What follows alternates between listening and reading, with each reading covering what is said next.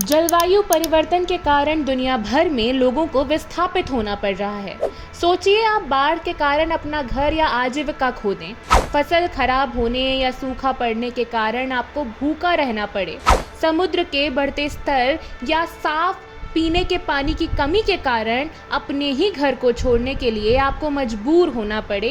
ये स्थिति लाखों करोड़ों जलवायु शरणार्थियों के लिए एक हकीकत है। जलवायु शरणार्थी यानी क्लाइमेट रेफ्यूजी, इस शब्द का इस्तेमाल पहली बार 1985 में संयुक्त राष्ट्र पर्यावरण कार्यक्रम के विशेषज्ञ एसाम एल हनावी ने उन व्यक्तियों या समुदायों को संदर्भित करने के लिए किया जो अपने स्थानीय जलवायु परिवर्तन के कारण गंभीर समस्याओं का सामना करते हैं और जिस वजह से अस्थायी या स्थायी रूप से उन्हें अपने पारंपरिक निवास स्थान को छोड़ने के लिए मजबूर होना पड़ता है। 8 मई 2024 को संयुक्त राष्ट्र द्वारा जारी वर्ल्ड माइग्रेशन रिपोर्ट 2024 के अनुसार 6 महाद्वीपों में 216 मिलियन से अधिक लोग जलवायु परिवर्तन के कारण साल 2050 तक बड़े पैमाने पर अपने देशों के अंदर ही माइग्रेट करेंगे। कुछ अनुमानों के अनुसार साल 2050 तक जलवायु परिवर्तन के परिणाम स्वरूप भारत में 45 मिलियन लोगों को बड़े पैमाने पर पलायन का सामना करना पड़ सकता है। स्टेट ऑफ इंडियाज एनवायरनमेंट 2022 के नाम से जारी एक रिपोर्ट के अनुसार जलवायु परिवर्तन से प्रेरित पलायन के मामले में भारत दुनिया का चौथा सबसे प्रभावित देश है, जहां साल 2020-21 में 3 मिलियन से अधिक लोगों को अपना घर छोड़ने के लिए मजबूर होना पड़ा। जलवायु परिवर्तन को खाद्य असुरक्षा और पलायन का एकमात्र कारण नहीं माना जा सकता है, क्योंकि राजनीतिक शक्ति, असक्षम शासन, वैश्वीकृत खाद्य उत्पादन और कई दूसरे सामाजिक कारक भी इसमें अहम भूमिका निभाते हैं। इसका सबसे ज्यादा सामना हाशिए के समुदायों को करना पड़ता है। मैं बहुत से लोगों के साथ अनशन पर हूँ। Sitting on my 12th day of climate fast today.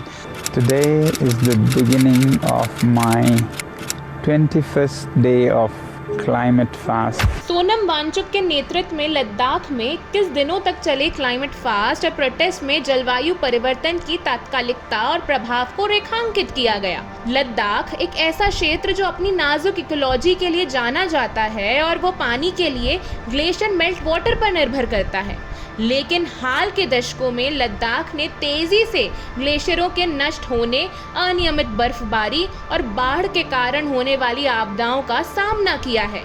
Ladakh के लोग अपनी भूमि, संस्कृति और पर्यावरण की रक्षा करने में सक्षम संवैधानिक उपायों की मांग कर रहे हैं। अगर सरकार इन मांगों और समावेशी नीतियों पर काम नहीं करती है तो कई लोगों को लद्दाख से भी विस्थापित होना पड़ेगा। वहीं भारत की एक्सटेंसिव कोस्ट लाइन लाखों लोगों का घर है, जिनमें से कई को समुद्र के बढ़ते स्तर और तीव्र चक्रवातों से खतरा है। अमेरिका स्थित अनुसंधान समूह क्लाइमेट सेंट्रल के 2019 की एक रिपोर्ट के अनुसार साल 2050 तक 36 मिलियन भारतीय समुद्र के बढ़ते स्तर के कारण आने वाली बाढ़ के चलते अपने घर और आजीविका को खो सकते हैं। भारत में बाढ़ और चक्रवात जैसी आपदाओं का खतरा बना रहता है, जिससे हर साल लाखों लोग विस्थापित होते हैं। उदाहरण के लिए 2018 में केरल में आई विनाशकारी बाढ़ ने सैकड़ों हजारों लोगों को विस्थापित कर दिया था। जलवायु परिवर्तन के कारण बढ़ती पानी की कमी भारत में आंतरिक विस्थापन का एक और महत्वपूर्ण कारक है।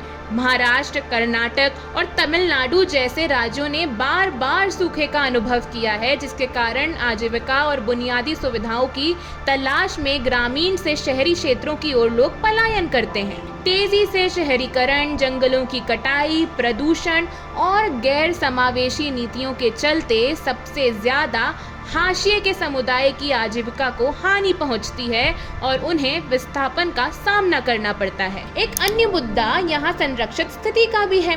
अधिकांश विशेषज्ञों का तर्क है कि क्लाइमेट रेफ्यूजी को उसी संरक्षित स्थिति तक पहुंच की आवश्यकता है जो अन्य शरणार्थियों को दी जाती है, जो किसी संघर्ष या युद्ध के सर्वाइवर होते हैं।